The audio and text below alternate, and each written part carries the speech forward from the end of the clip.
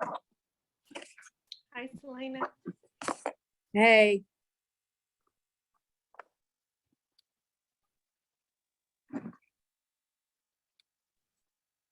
Hey, y'all.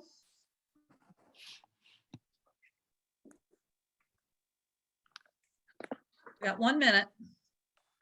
Then we'll get started. I'm recording this so I can share it with others, but of course, I'm going to give preference to those of you that are here with me today.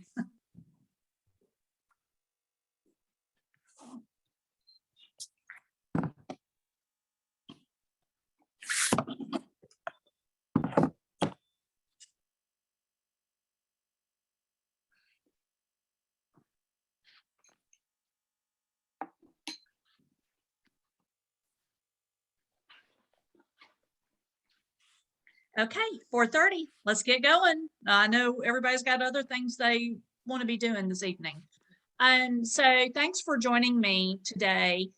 I sent y'all the PowerPoint, which I'm just going to go over that, and then I'll take any questions that you have. This particular grant that we have received, this is actually our 3rd year to receive this grant, but we have, and it's not just us, I think because the last 2 years have been real COVID weird, it's kept us from being able to meet our goals. And so 3rd time's the charm. I'm sure of that. And I just wanted to make sure that everybody understood what the expectations were on the front end before you sign up. 1 minute.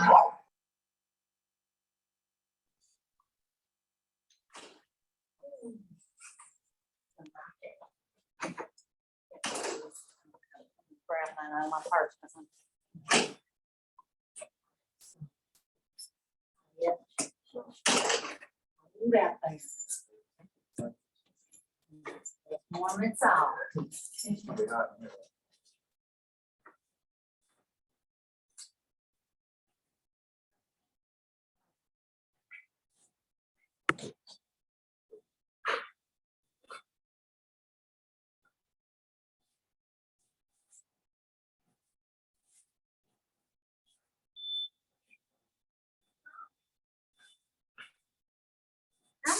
I don't even know what.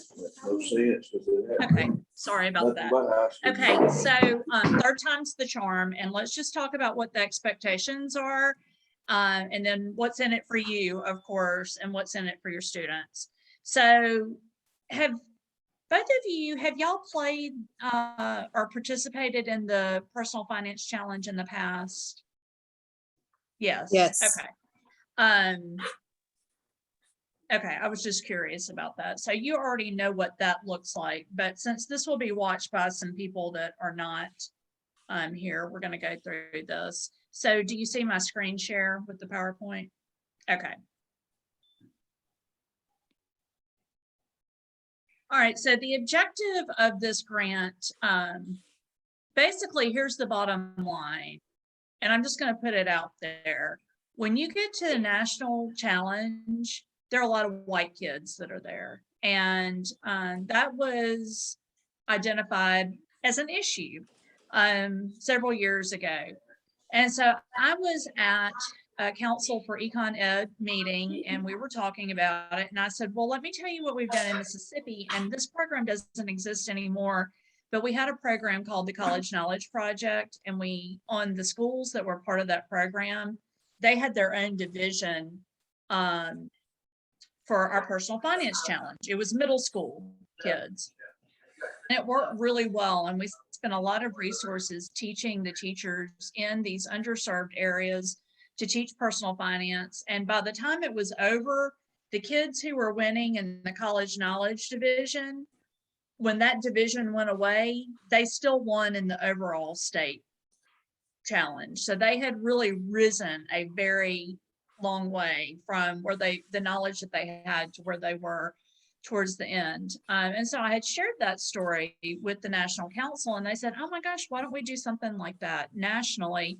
And it's not exactly the same thing because 1, it's high school, 2, there's not really a separate division, but the goal is to get our kids who are from represented areas into that national challenge to get them ready and to give them opportunity to earn college scholarships. And so NCEE has a grant to pay certain things to help reach this goal.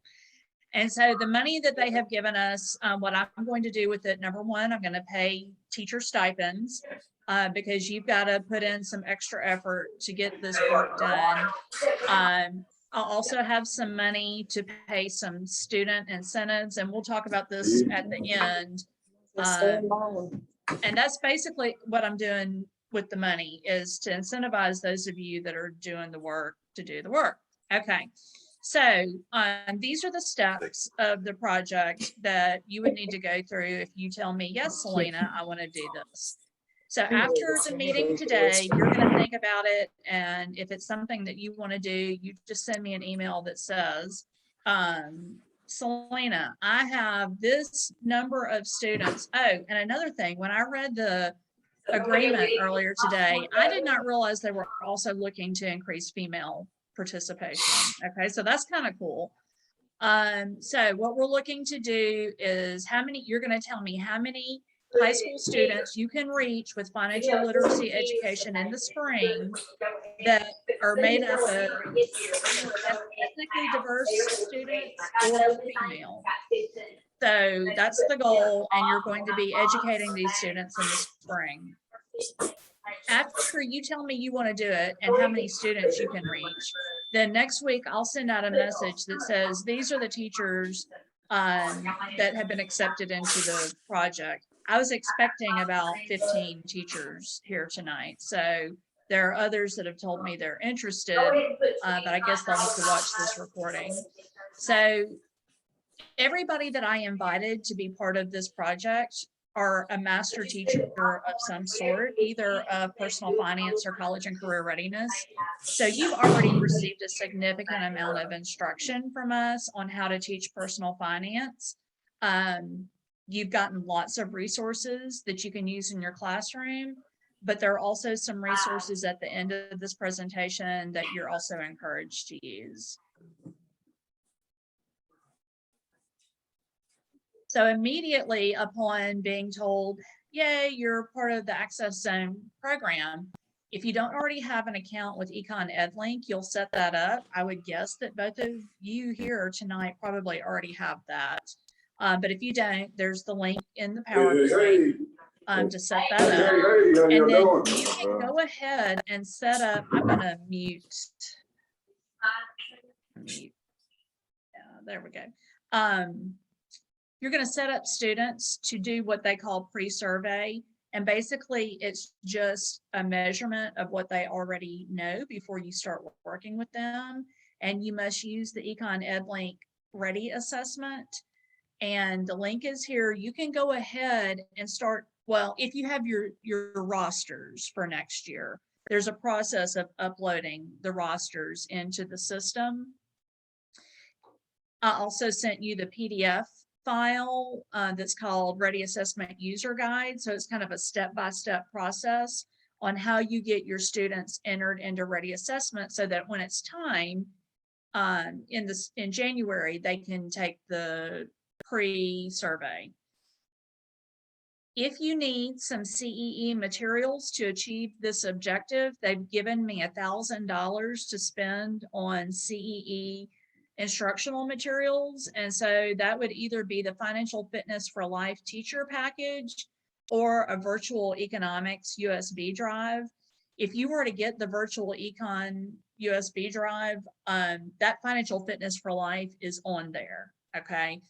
Why would you want the Financial Fitness for Life teacher packet instead? Well, you would get the hard copies. So you would get a hard copy of the teacher manual, a hard copy of the student workbook, and then a USB drive that just has Financial Fitness for Life on it. If you went through the Master Teacher of Economics program, you would have received a virtual economics flash drive. So you might, I don't know if either of you are MTEs or if you are, how long ago that was. Susan, how long ago? I muted you because you had some background, so unmute yourself.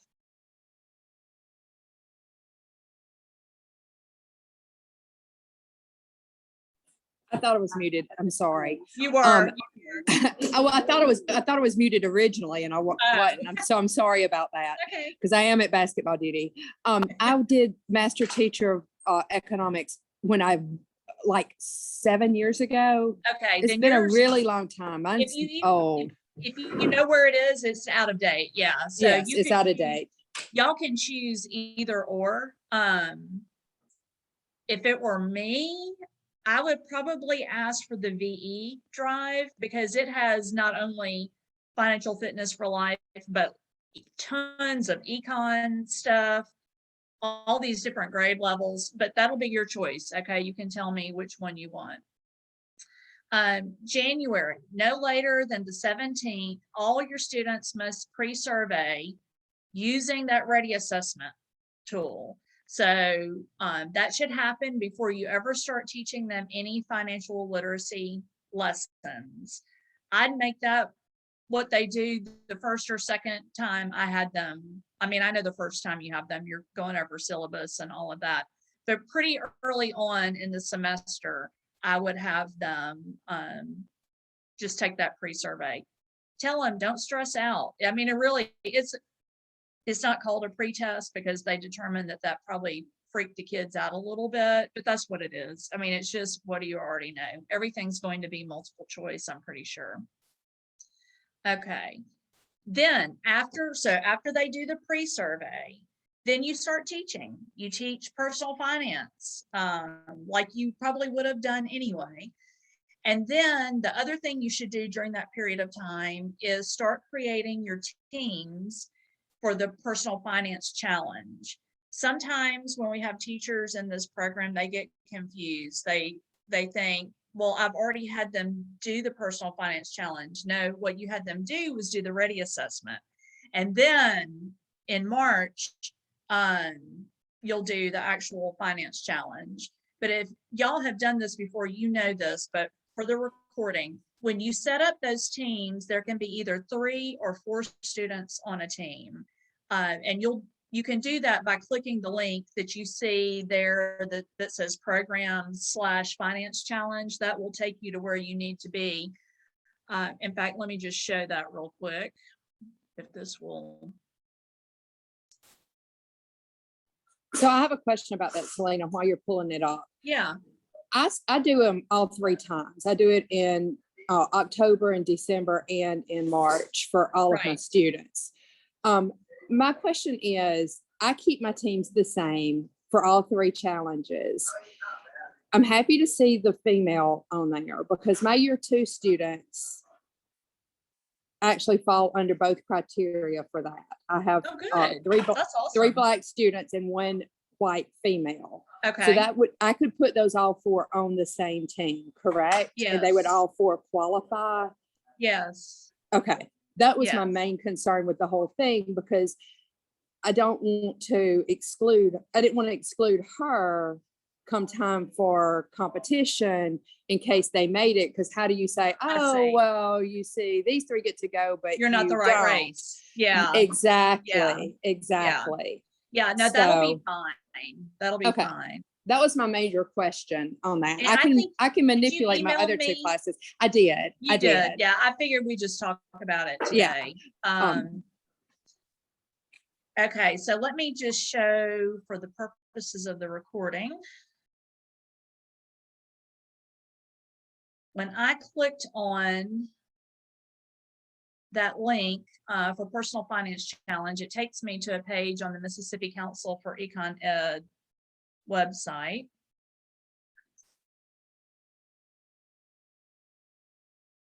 And then you'll see here to learn more and to register teams to compete, visit this link. All right, so I'm just going to click on that.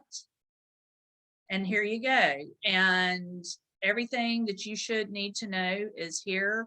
If you don't already, so here's how it works. So there's home, the rules, how it works. You can read that. Dates and times. Those of you that are like you, we just opened a testing round right now. There's one open in December, but that doesn't have anything to do with this program that moving forward. But you'll see there's one more testing program in the spring that you would participate in after you've taught the students financial literacy. And on the PowerPoint, I said March 1 through 11, just to kind of keep it clean, but it's really going to open February 28th. That's a Monday. Okay. And anyway, so you have to create a teacher account. So you would click on teacher registration before you can actually set up your teams. When you click on teacher registration, it will take you here. You fill out all this information, submit it, and then you'll get a teacher username and login. When you get that, you can go log in using this link. Okay, put in your email and your password. It'll actually take you into the system where you can set up your teams. For the purposes, so if you don't have teams set up already, just be strict. I have told people this for years. When I taught high school, I treated these challenges like it was a sport. Like I wanted to win, right? I wanted my kids to win. And so I made sure that I put some really top quality students on a team, like I wanted, it's just like a sport where you got first string and second string and third string. Well, it's the same thing here. So make sure you're creating some teams that you think will be competitive statewide. Okay, and then when it's time for the students to log in and take their test, they'll go to the same website, click on student access. You will have their access code that you'll give them and they'll enter the challenge. And I think it's a 45 question multiple choice exam. Okay. But anyway, and I'm happy once we get to that point to do another webinar that takes a deeper dive into the mechanics of the challenge. But for today, I just want everybody to understand what the expectations are. So then in March, all students must participate in the finance challenge sometime between March 1st and 11th. Like I said, it's really April 28th through March 11th. Going to that link, you'll get to where you need to be. You're going to have set up teams of 3 to 4. The reason it's 3 to 4 is because the top 3 scores on a team are what count, and there's a drop score. So if you have 4 students on a team, one of those scores will be a drop score. It's also good, when you come to the state challenge, if you get to that point, I've had teachers reach out and say, well, my team only had 3 kids on it and one of them's sick today. And so what do I do? Can I come with just 2 kids? Well, you can, but they're not going to be competitive because they automatically have a 0 as one of their 3 scores at the state challenge. So I know sometimes it can't be avoided, but if you can have teams of 4, that's your best bet. And note that you are working to make sure, some of you, like Tina, it's not going to be an issue for you. I would guess 100% of your students are of color. But if So some of the, go ahead. Does that POC, so is the POC that my team can't be made up of whites and blacks? They can, Is that what that but means? they need to Okay. be primarily, of color, because They if would they're be. not, They would be 3 and 1. I They would be think that's majority. fine. Okay. I I think just want to that's make sure. fine. Yeah. Okay. My question, mine are of course of color, but I have blacks and Hispanics. They're all of color. Hispanic is considered of Mhm. color. Just Yep. wanted to make sure about that. Anybody who's not white, basically, all our Yeah. other children, regardless of their ethnicity, they count in this grant. Okay. Just wanted to make Yep. sure. Yep. Okay. No, that's a good question and a good point of clarification. And then in April, so March comes, you've been teaching. They take the state finance challenge. That's how we're going to identify the student that advance, that's the team of students that advance, but don't stop teaching. If personal finance, if I were you, and you will know this, you will know what your student scores were on the challenge, on the online challenge. So just as a point of reference, the high score for a team, well, the high score for a student is 300. And the high score for a team is 900. So there must be, I just remember that. I'm not going to back out the math. So if you have a team that has an overall score of 750, that's pretty good. And you're going to want to make sure that you are working with those kids as much as you can between the time that the finance challenge, the online finance challenge ends and when the state competition happens. Because you're trying to get them really, really, really competitive for the state championship. So what I say here, in April, you may continue to teach personal finance to all your students. In fact, I would encourage it. But at a minimum, I would give extra instruction to those top scoring teams to prepare them in case they move on to the state challenge in April. And I don't have the date yet for the state challenge, but I am working on that and I will have it shortly, okay? By shortly, I mean like hopefully within the next week. Hey, and can you make sure it doesn't conflict with like FBLA? Yes, do you State have a date for competition. that? I don't, but it's on the, I don't know exactly what it is. I don't have the calendar in front of me. I can email it But to you tomorrow. it's though. online. It is online on the Okay. NDE webpage under FBLA. It has Got been it. set. It's like the first week in April, like Wednesday, Thursday, and Friday, 6th, 7th, and 8th of April, something like that. Okay. Yeah, and if there's any other dates that y'all know of that we should avoid for whatever reason in April, I would love to have that information. I can tell you, Susan, it will not be April 6th, 7th, or 8th, because we try to actually do it later in the month. But yes, we have overlapped with things like that in the past, and that's the big bummer because then I know it overlaps the first year we qualified because I had Yeah. a student that scored really, really high. He would have done well in both economics and personal finance, and we didn't get to go. yeah, So maybe it was Yeah. economics. Maybe it was economics. I don't remember, but we didn't get to go. So yeah. anyway, Yeah, y'all let me know after today if you think about it and you identify some other dates, or if our teachers that are watching identify some other dates, let us know as soon as possible so we don't over schedule things on top of each other.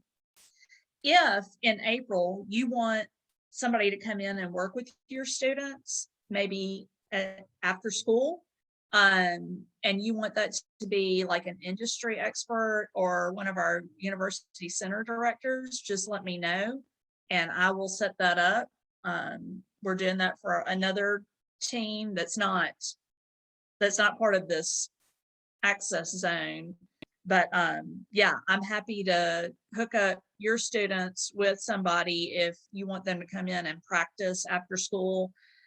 If you haven't been to the state challenge, you don't know, but if you have, you know that there's that case study that the students have to do. And in my experience, students can use all the help they can get, just getting comfortable presenting on that content. So let me know, okay? I'm happy to assign somebody to help you out.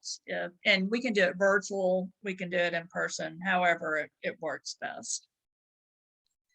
Okay, moving on with the steps. In April, your team may be invited to the State Personal Finance Challenge. Date has not been determined yet. The team that we invite, and you can actually qualify two separate ways. You could qualify because you are one of the top 2 scoring teams in your region. Susan, that's how you usually get there. But so that could happen. Being part of the access zone doesn't keep that from happening. In fact, you could actually end up with 2 teams that were there because, say, for example, I guess you could, maybe you couldn't. I don't want to say that. I have to think through the logistics of that. But anyway, you will if your team is the highest scoring access zone team in the state, you will definitely get invited to the state competition, and you will definitely advance to the semi-final round of the national challenge. And that national challenge last year was in June, and I know we're out of school by then, but what we found, our team that advanced, they didn't mind, you know, getting back together for a day to compete in the national challenge. And you'll have that date well in advance. But it could be early June before that happens. Late April or May. All right, so let's go back. They've pre-surveyed, you've taught them finance challenge. Now it's the end of the semester and they have to do the post survey that's on Ready Assessments. Same questions that they answered on the pre-survey, they'll answer on the post survey, measuring their knowledge gain. That I haven't worked out all of the details, and I'm happy to take recommendations, but I do have money in the grant to incentivize the students for high performance. And so that could be largest growth from pre to post test, yet, or it could be simply the highest post test scores at the end of the day. It could be a combination of, I'm sorry, not post test, post assessment, post survey. I wish they had just kept it post test, but it could just be the highest post survey scores, or it could be a combination of the pre to post along with their performance in the finance challenge. And by incentives, like I have a set amount of money, so I can do more incentives at a lower dollar amount or fewer at a higher dollar amount. I mean, I was kind of thinking like $10 gift cards somewhere, but if y'all think that that's not enough, then what I would do is decrease the number of gift cards, you know, and up those to like $20 or something. But we're trying to, this grant, I have to reach over 300 students. In fact, I need to reach 325 students that meet the criteria that we're working on here. So think about that. I'm happy to take your feedback on what you think would really incentivize a high school kid to care, because I also know, I mean, I've had my own children, I've taught high school. Like I know sometimes they're just like, well, why should I care about this? You could tie in test scores. You could somehow make these test scores, because you're going to know what the answers are, or the scores. You'll know what their score is in the finance challenge. So you could make that actually a test score to make them care. Anyway, and then so now they've been post surveyed, and now it's May, and there will be a survey, a teacher survey that CEE, the National Council, wants you to complete as a teacher. And you'll receive, if you're the teacher with the team that's advancing to nationals, you will receive instruction on what that looks like.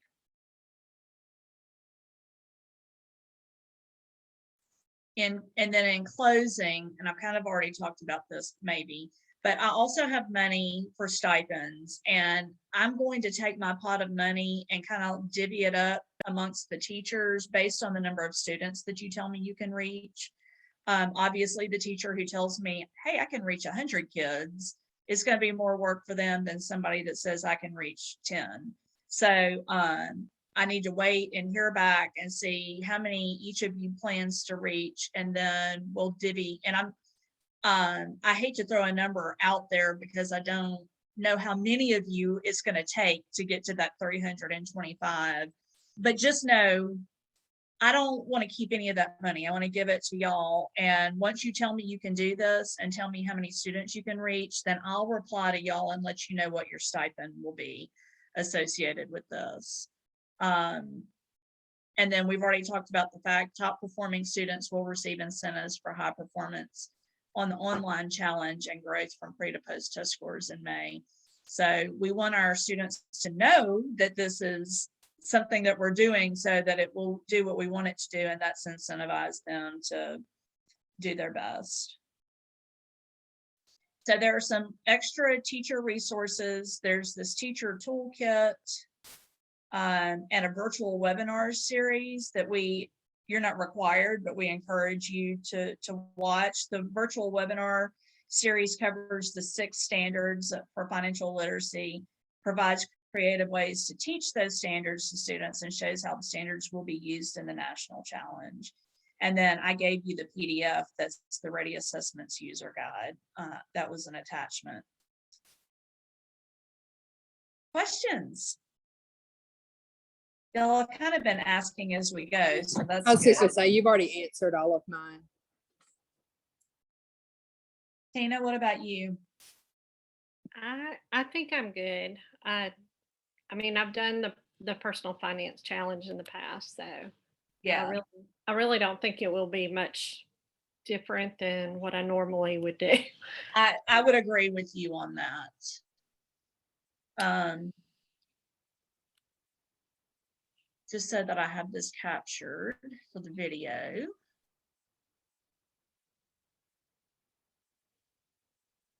Do you see the Ready Assessments document? Okay, so this is the PDF that was attached to the appointment that I sent y'all for your calendars. I will tell you this, the past 2 years, the Ready Assessment piece of it has been a big challenge for the teachers who have been trying to do this project. But I think that they've got it fine-tuned to the point now that hopefully you don't have many problems. This is a new program that CEE launched, and there were just some bugs, and it was hard. I think it was hard to use.